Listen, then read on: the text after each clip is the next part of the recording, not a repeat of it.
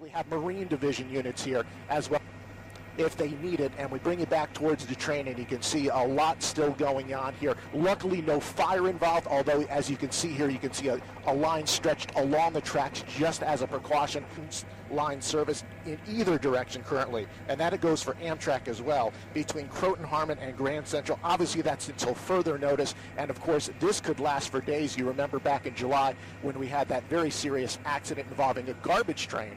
That had things messed up for a couple of days. So this could be even a bigger problem. You can see heavy damage to the track to get this repaired and things back up and running. But again, most importantly at this hour right now is working on the injured and, of course, worrying about the fatalities here and wondering if that number is going